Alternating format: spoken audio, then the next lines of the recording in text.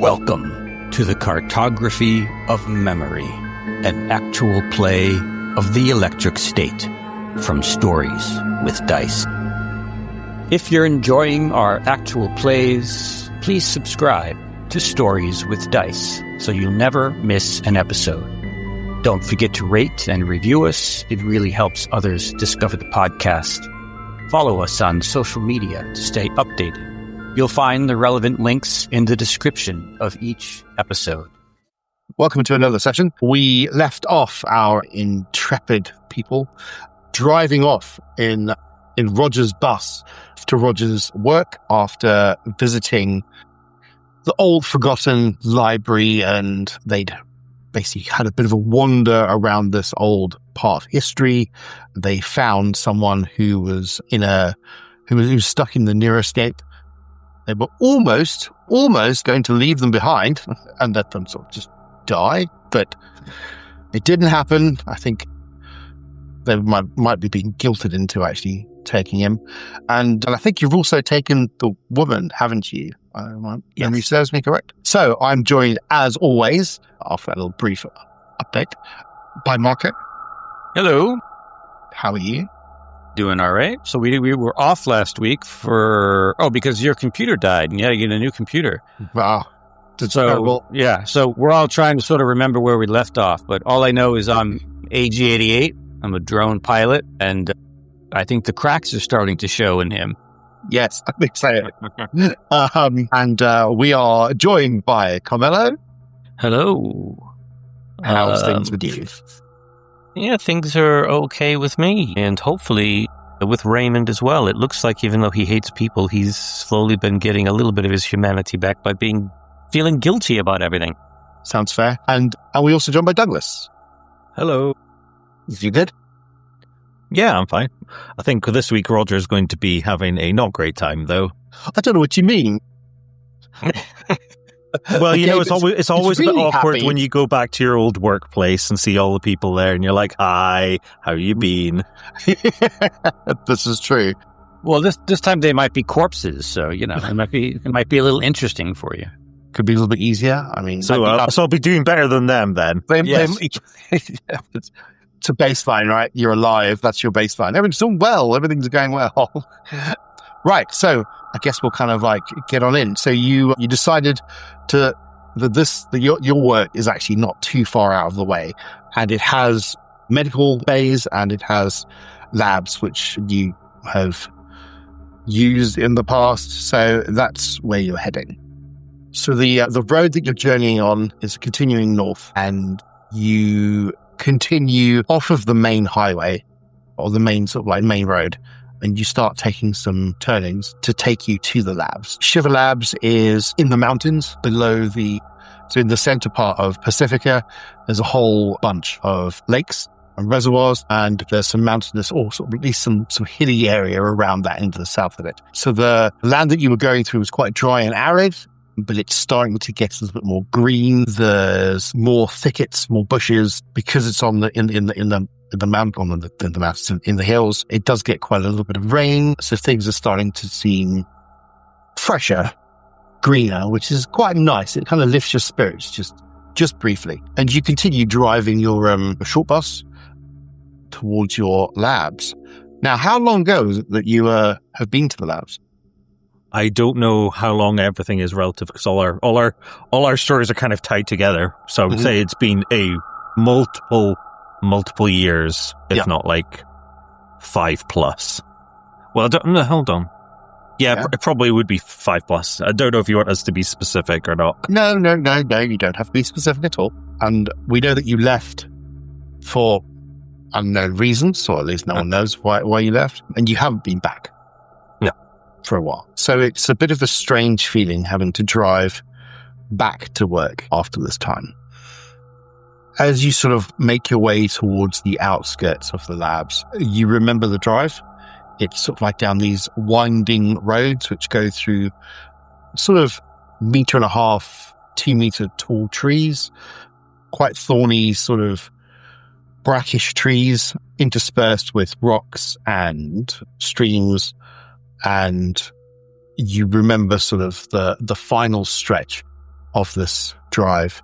Final stretch of the drive is sort of, it flattens out a little bit and heads towards a couple of hills. You see the lab's exterior fencing. You can see the little guard shack that would normally sit on the outside of the facility. It's not manned, and the facility's fence is down on the ground. It doesn't appear that anyone's used that fence for a while. Okay. Is like the sort of like barrier at the gatehouse sort of like closed or open? There's the barrier would have been the fence itself, the fence gate. Oh, like it's part of the fence. Yeah, so it's all nothing. The fence gate's down. Straight. Yes, you could drive straight over the fence gate. That's on the road, and you turn to the right as you kind of make your way into the buildings. There's a loose collection of brown buildings which kind of like sit just on the by a large sort of car park, and you make your way towards it. Okay. Is there any cars in the car park? No. As you get towards the building, you can see that they are completely devastated. It is gutted. All the brown buildings, it was a sort of like 3 or 4 story structure, and there are multiple of them, have basically been demolished. Everything is broken. There is brickwork on the floor. There's shells of windows. There's the windows all being broken. It looks like a skeleton in some of the actual buildings. It is not being used for a while. Okay. Everything is very broken. You have to sort of like navigate through the car park on the broken bits of concrete and brickwork. The glass that would have adorned the front of the building has long since shattered and gone, and is basically strewn around the front of the actual entranceway of the facility. In fact, in some places, the walls are missing completely. Okay. It looks like a bomb has gone off here, and it might well have done. Is it still like recognizable as the sort of like place I used to know? Absolutely. Enough? Can I like vaguely remember if there was like a first aid station or somewhere in this place? Yeah, there were some labs sort of on the underground. There's sort of like levels underground. The top level was all the sort of official admin and all the other stuff. Yeah. But there are 2 or 3 levels underground. Okay, and that's where the first aid points were. Yeah, that's where the like upstairs. There might just be a first aid kit or something. They'd have little doctors' offices were downstairs. Yeah, all that kind of stuff was downstairs. All the labs were downstairs. Okay. I guess I'll pull up near what's left of the front entrance. Yep. I assume like the main entrance. Yep. You do that. You kind of pull up the wheels on the bus. They break and crack over cement and brick, and there's all manner of things. As soon as you open the doors, you can see printers, or what's left of printers, and screens, and just all the stuff that should be on the inside of the building on the outside of the building. It's all smashed and broken. You can see parts of the building are scorched. Something bad has happened here. I'll park once parked the bus. I'll just sort of like get off the bus and then just sort of like stand there in front of the entrance and just sort of like take it all in and just try and get an idea of like what I'm looking at. Like, sure. While you're doing that, what are the rest of you doing? So IG-88 turns to Raymond and in a childlike voice says, Did I do something wrong? I feel like I did something bad at the museum. Was I bad, Raymond? And he points at the people that we've brought along. You look at Jell, and it was the woman that you met there, and the guy you rescued from the vault, who is catatonic and near death. Yeah, so remember IG-88 wanted to leave them behind. Yeah. Well, he put that woman in the coma anyway. I think he put, yes, that's right. He put a woman in the ripping off the headset. Yeah. EIG, they just needed some help. We couldn't leave them behind. You wanted to, but I couldn't. And that's the difference between us. Was that bad? Yeah, kinda. Well, hopefully we can find some help for them here. What's Roger doing? What's he doing out there anyway? No, he's just looking around. Like, it looks like somebody really hated their job. They trashed the place. I don't even know why we're here. We're supposed to be on our way to Roger's cabin. Why are we wasting our time? I'm going to poke my head outside the bus and ask him what's going on. Why is he standing around? Roger just kind of like snaps back into sort of reality when you mention his name and just turns back and he's just gives sort of like points at the people on the bus who are lying down, like in their general stare, and then does sort of like cross arms and then points inside. Well, then why are we standing here waiting around then? Let's get inside. He's pointing to a shell of a building. That's all broken down, brickwork everywhere. There's no windows in it. The roof is missing. But do you think there'll still be help inside for them? He nods and then does a sort of like flat with two arms and then does a gesture of underneath. So we have to go underground. Is that what you're saying? Thumbs up. Okay. In which case, I'm going to come with you. Maybe we should leave IG here to watch these others. No can do. Paul and Tiffany say, well, we can stay with them. It's fine. Okay, fine. All right, IG, if you want to come along. Shall we go, Roger? Thumbs up. And then you hear IG-88. He's playing a clip from The Undiscovered Country. He's going to switch it up a little bit. No more Star Wars. And it's Spock saying, Jim, they're dying. And then Captain Kirk saying, let them die. No, IG-88. I'm not a people-loving person myself, but even, I have a little bit of a heart. We can't just leave these people to die. Okay, so you're coming along, then come along to help. Coming along to be sarcastic, and maybe want to leave that in the bus. I'm coming along to make sure Roger doesn't get into trouble. Now that is a good idea. Lead the way, Roger. Okay. I will rack my memory for the route to in a bit and then start walking. You make your way into the building and to where the elevator shaft would be. It's still there. You have to sort of clear some of the debris out the way. And next to the lift shaft is a set of stairs. You can go down the stairs. Okay. The door that would lead to the stairs is cracked slightly open, so you don't need a key card or anything else that you would normally use. Yeah, you can make your way down the stairs. Do I vaguely remember how far down it was to the first level? It's not far. It's literally 3 flights of stairs down to the first level. Cool. Okay. You make your way in. It's dark apart from a flickering light. There's some emergency lighting that's on, but it looks like it's on the way out. It flickers maybe for 3 or 4 seconds off, maybe 1.5 seconds on, and it continues to do that. And it's sort of like a soft orange light as it flickers down the stairs. Yeah. You follow the stairs down and you open the door, which leads you into the hallways that you used to work in. Down here, there are cracks in the ceiling.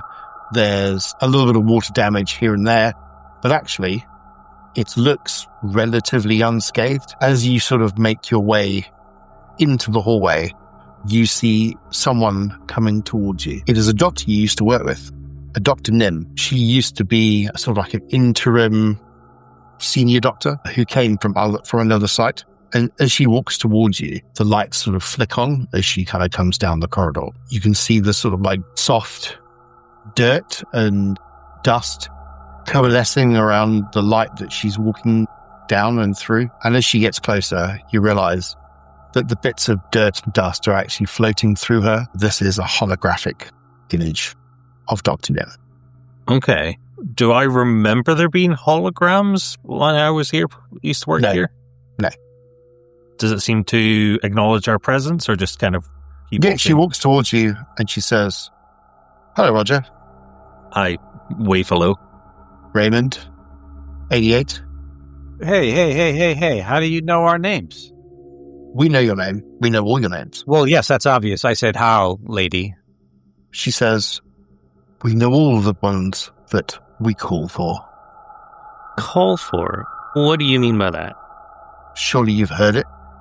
The static, the pulse, Yes. What does it mean?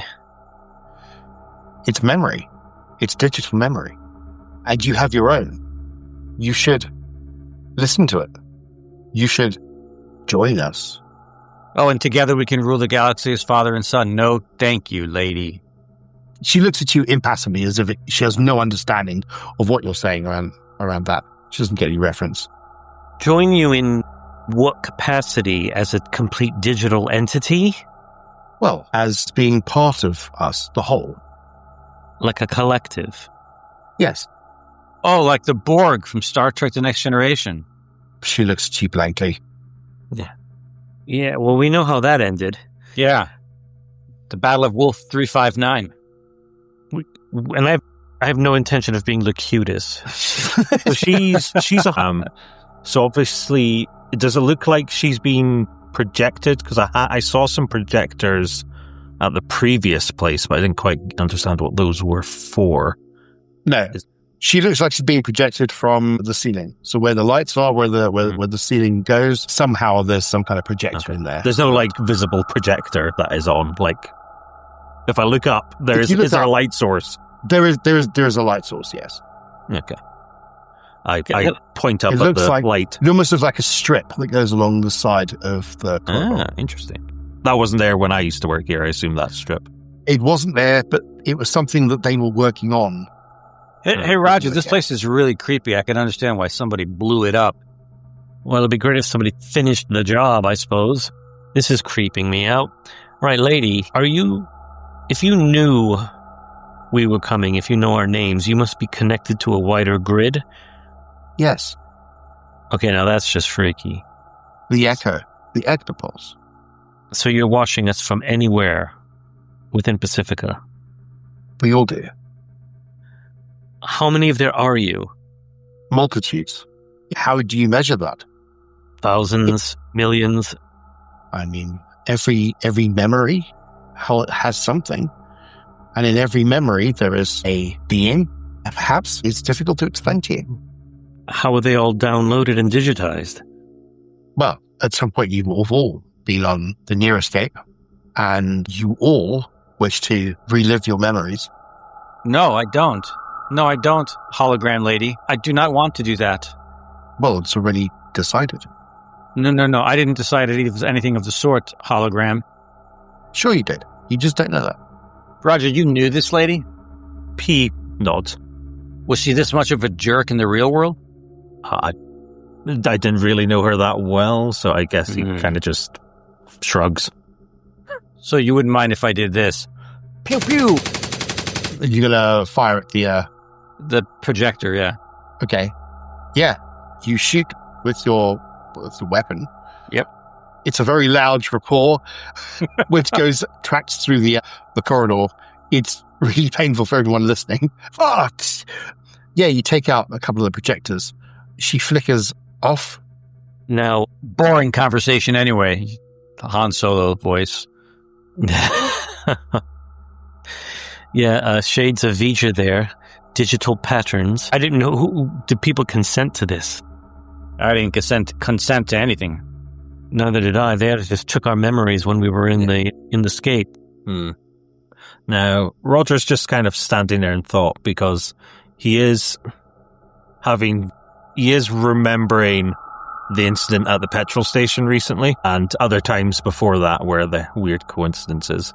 So this isn't like hugely surprising for him. It's more just sort of like confirmation of his own bias. Don't we love a good confirmation bias?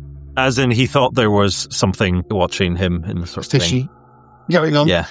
So this is more just like, okay, I was right, obviously, to be wary of this, but who knows what I actually wants. But he's just going to start walking off down the corridor towards where that medical facility was, the doctor's room.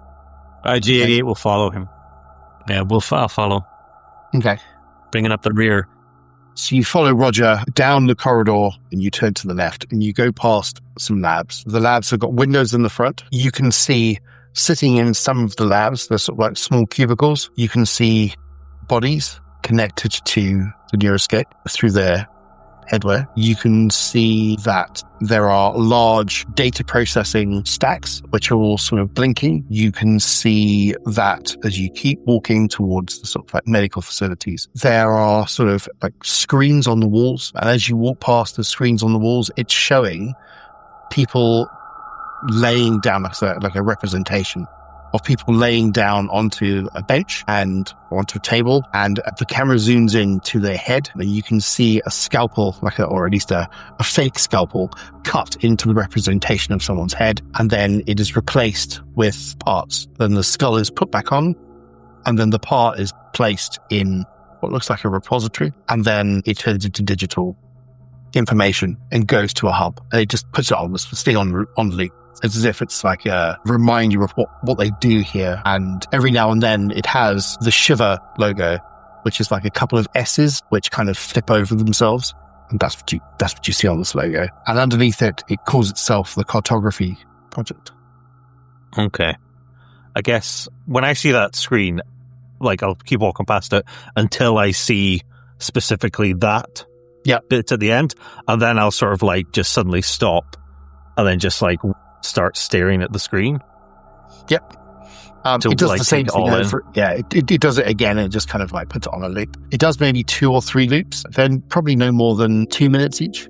And it's that kind of like visual representation. It's not real people. It's like not animatronic, but like CG sort of like people in very basic form, showing how the project is working and what it's doing. And then it begins again. Yeah, Roger just seems sort of like, once again, sort of like drawn to this thing, and he's just kind of staring at the screen all of a sudden. What is this place? I don't know, man, but it's creeping me out. Ed, is there a way that IG-88 can, like, figure out what they're doing here? Yeah. Why don't you make a roll for me? Make a wits roll.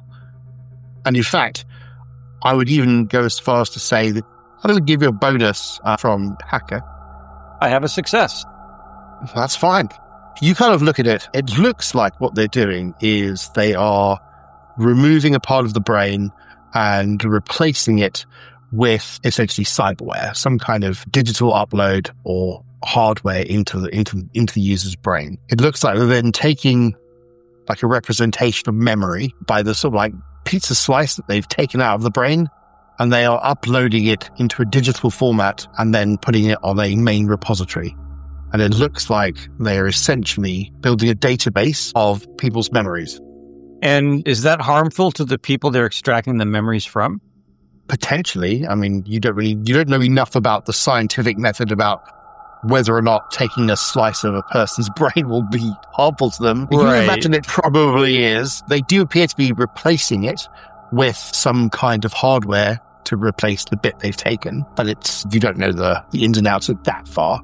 You kind of have heard about this while you were sort of on the Neuroscapes and on the bulletin boards, and you have heard that there are some companies trying to find a way to harness people's memories, the ability to be quick thinking, and to sort of build that into some kind of supercomputer. Also, as a sideline, if they can potentially build some kind of system that automatically works with the human brain, you will not need a neurocaster to access the Neuroscapes. You can just do it from yourself. You just need to plug yourselves in, as it were.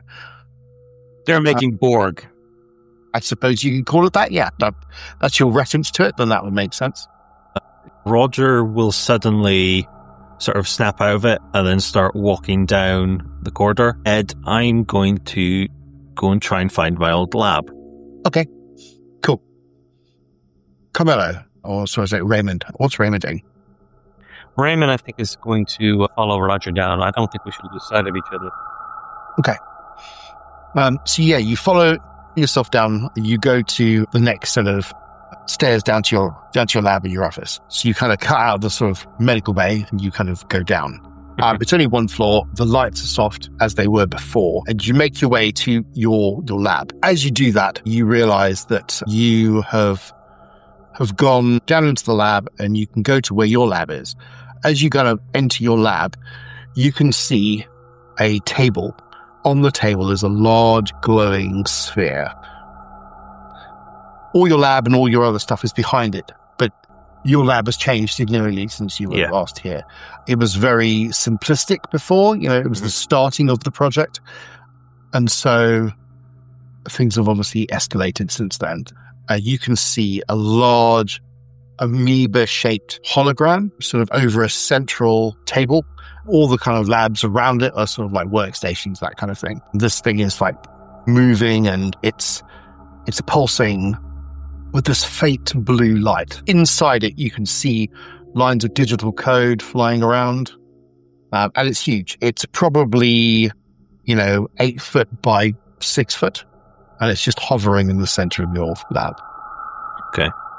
On the way into the lab, was there any names on the researchers who were working in this lab? Dr. Nim. Dr. Nim. Is on Nim's office is what it's called. Ah, so Nim got moved or upgraded or downgraded, depending on. And it's is it a different project name now than it used to be, or is it still the original project name? It's still the original project name, which I believe is it the Emotional Cartography Project? Correct. So I guess I'll walk into the room and then kind of like go to like where my space in the lab used to be. Yep. And then just try and figure out like, okay, I vaguely remember this being my space. It doesn't quite look the same. And he'll just kind of like be standing there at like this sort of like desk almost, but then just kind of like looking a bit confused. You kind of remember when you were sort of like heading up the team. Yeah. And you were sort of starting to run it, and in its infancy, you started to kind of like theorize as to what it was going to be like. But this was nothing that you can prepare yourself to look at. It's definitely been remapped. It's changed. You kind of think back to the sort of, you probably had about 20 or 30 people that worked with you and for you, but you can sort of look around. You can't see anybody's names that you recognize. Can I see anything that I recognize in this project? You can. You can see sort of like the basis of the project, but clearly they've been working on it. Yeah. For more. Okay. I will gravitate to the things that I recognize, and then kind of like start silently start looking at all this stuff, and just like. Okay. As you start doing that, Dr. Nim appears at your side, just kind of flickers in, and she's standing there looking down at whatever you're looking at. You try to look at. Trying to turn on some computers, you're kind of like looking at any kind of paperwork that's around, and I will ignore her unless she like directly interacts with me. I will just be like so focused on that. She's just standing there in her lab coat looking down. IG-88 and Raymond. IG-88 says, this would be a really great origin story for the Borg and the Borg Queen, but I want no part of it.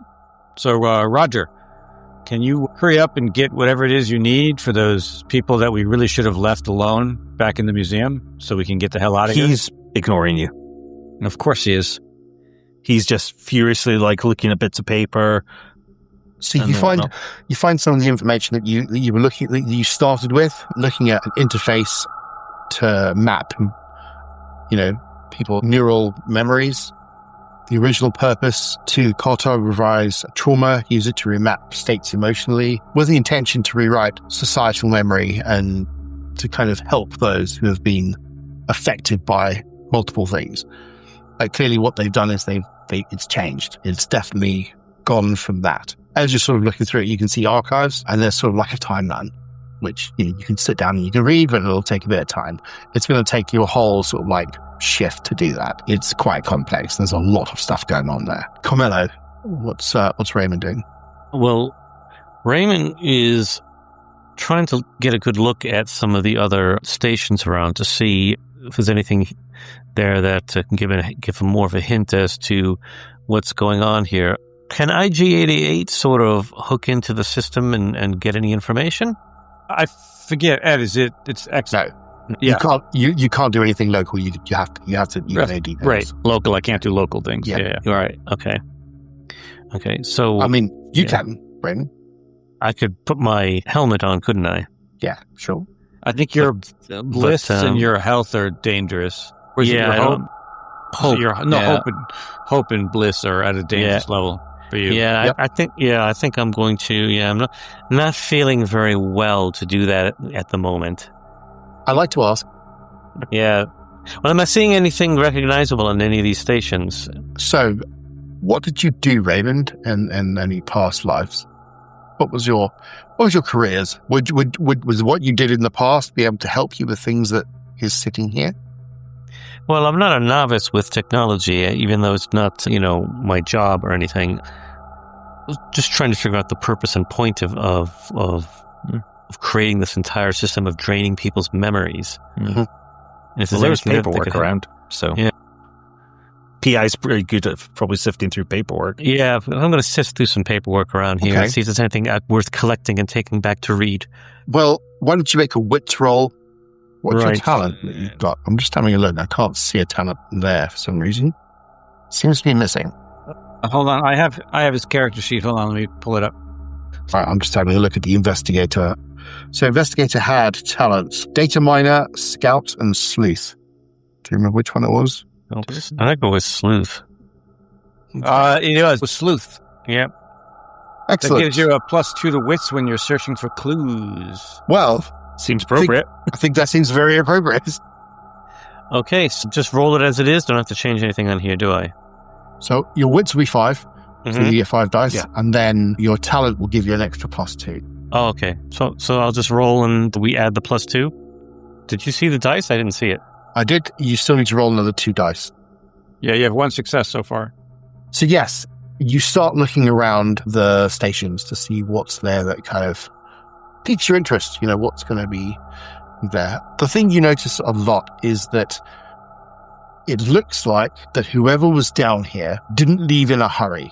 So it wasn't just like something happened and everyone ran away. It's not that. Things are being tidied up. Things are either everyone is amazing at keeping everything where it should be, but there is nothing personal. There is nothing that says, I've been here. This is my workstation. There's no cup that says world's greatest dad. There's nothing like that.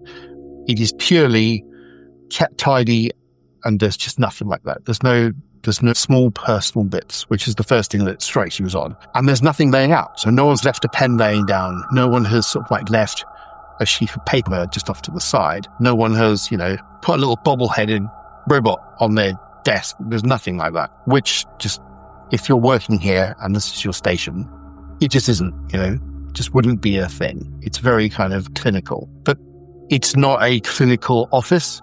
So it's not sort of like a clean room or anything like that. So it is out of place. You would expect with the 10 or 12 stations that are here, there would be something showing someone's humanity and there isn't. The other thing is that the kind of catches your eye is that any of the sort of documents are in drawers and there are not a lot of keyboards out for working with any of the computers. The computers are there, and in front of you there are, computer screens, but there's just not a lot of things. Which would you imagine if you were in the near escape, you wouldn't need a computer, but you would always have a redundancy and a backup, and then usually one just like kicking around. But there isn't anything like that either. So I'm going to turn to Roger for a minute. Hey, Roger.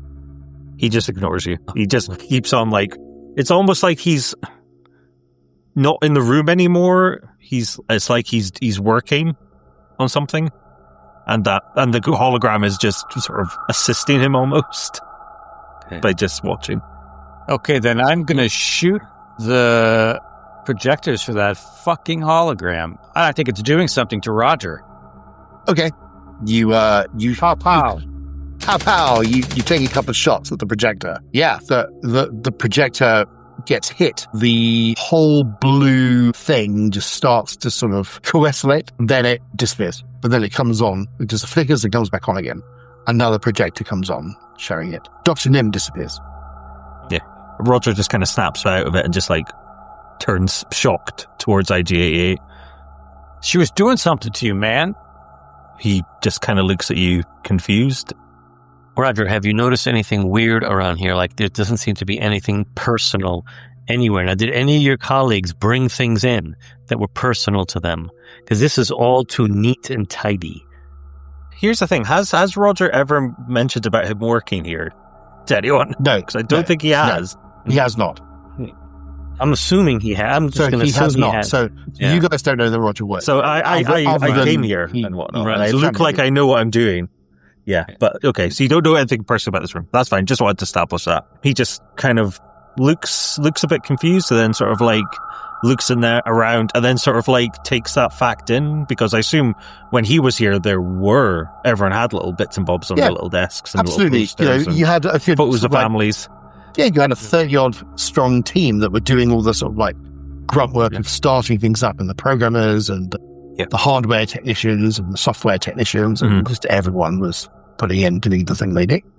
He just kind of like, you see him looking around, and then obviously looking at like going to like spots where he remembered maybe something. Yeah. And that he's looking for things and not finding them, and then eventually he just kind of like turns back to you and shrugs.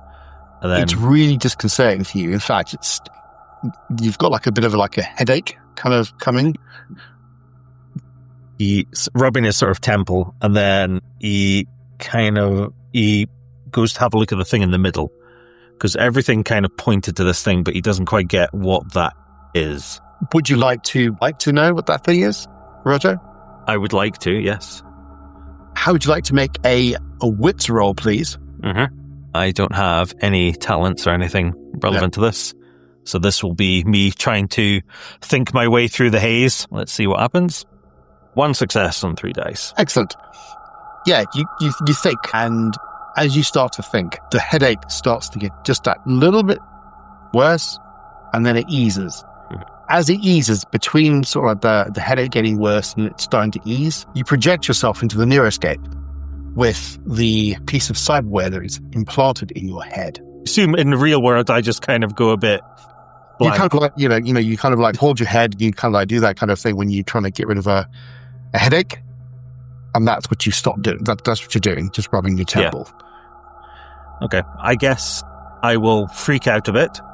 Yeah, you freak out. You're sort of like still in the same lab, but everything is blue. And there's this large blue ball that you're standing in, which is a representation of what you can see in the physical world. And there's loads of data flowing around you.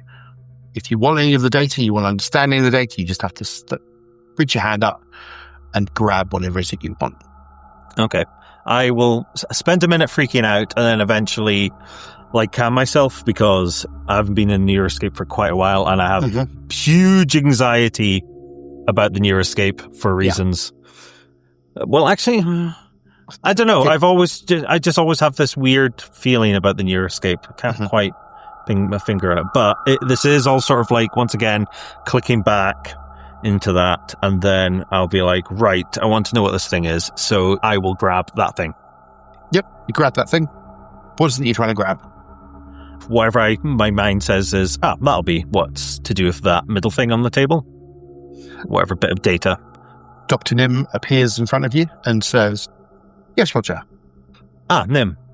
Good to see you. How's the project been progressing since last time I've been here? It's good, sir. It's progressed more than we ever thought possible. We haven't seen you here for a while. Yes, I've, and he just sort of like stops, and then sort of snaps back, and he's like, yes, I believe the sort of focus has changed by the looks of it. These don't quite look like the original goals of the project. No, we started to do as you instructed. The more we were taking the memories to upload to the central repository, the more the repository started to gain a consciousness, and it started to seek out through, I think we called it the pulse. It started to seek out other memories, and I'm afraid to have to say that I am a sad replica of myself. Once the being got out, it destroyed the labs. Yeah, it has managed to ride the digital highway outside of the labs. It's now loose on Pacifica and the world. I think it's trying to reconnect with others. I think it's trying to grow. It's trying to evolve. The headache is now slowly building up in his head, as if like we're touching on something which is not good. And he's like, well, what about those security measures that Dr. Travers recommended and that sort of thing? Did they do nothing to prevent this? No. Once we'd uploaded them all, we uploaded everyone's memories, everyone that was here. So everything that they knew, it knew. The pulse could just simply bypass it. Oh dear. And I think now it's looking for you. In fact, I think now that it knows that you are here, and others that it shares its consciousness with. Yeah. It's Of that sort of mention, there will be like, he will have like, the pain in his head will now be like unbearable, and his fight and flight sort of just goes into overdrive. okay. So IG-88, Raymond, you see Roger suddenly turn around and run, but he runs straight into the table. He goes over the edge of the table and falls to the floor. He doesn't get back up. Roger just fell? Roger literally turns. He's just holding his head. He turns and runs directly into the table that's behind him at full force, flips over the table and lands with a crunch on the floor and is unresponsive. I run over to try and take a look at him, see if he's okay. Is he breathing? He is breathing. He sort of like flutters his eyes open and looks at you. Roger, what the hell happened? Are you all right? Am I back in the real world? You are. I will instantly just roll over, get up, and then just take off running out the door, and I'm just gone. Okay. Can I chase after him? Absolutely. I'm going to try and grab what I can grab that I think might be important and then run. Okay. You also run out the door grabbing whatever you think might be important. You grab sort of like some chips, some like memory chips and some data disks, and maybe some like a handful of paperwork or something like that, and you shove it in your pocket as you give chase. Okay. So Roger, you run out and you just head in a particular direction, or are you just running? No, raw, like in primeval panic. Yep. Because I know their thing is after me. You know, it's right behind me. It's like the walls are closing in, and that's sort of just running for like. I'm like, there has to be a way out. Where's the way out? Run to the like tripping over things and whatnot. Yeah, you kind of like rush into sort of like walls, you know, like kind of like running around a wall, but you use your arm to sort of like stop yourself and carry on running. You know, there's multiple ways that you can get out of here. And so you run towards the car park because it's probably going to be the easiest way out. And so you rush out through a door into the car park. And you rush out into this large void. It's full of walkways. You have to stop for just a brief second. You realize that the archive is far bigger than you thought it would be. And you realize that this is actually the archive that they've been working on for many years. It's huge. They must have millions and millions of memories. And you can just see a whole bunch of walkways, gantries, all going to various data points where they're storing things. It's a hive of activity. There are lots and lots of small robots here, very much almost about the same size as IG-88. And they're on tracks. Some of them have got sort of maglev boots or something, which kind of like allow them to move up and down, moving things around. They're just really, really busy. There's just loads of them. And you sort of like take that in for just a second. Yeah. You realizing that the car park is very changed to what you remember it being. Meanwhile, IG-88 and Raymond are sort of like following you in to this fast. Yeah, once IG-88 gets to these walkways with this huge machine that's collecting all these memories, and he sees one of those little robots, he turns to one and in C-3PO's voice, he says, "Hello, I'm C-3PO, human cyborg relations, and you are?" The little robot looks at you and makes some bleeping noises, and some servos kind of like start moving, but then it just carries on. That's what it's doing. I kick it, you bucket of bolts.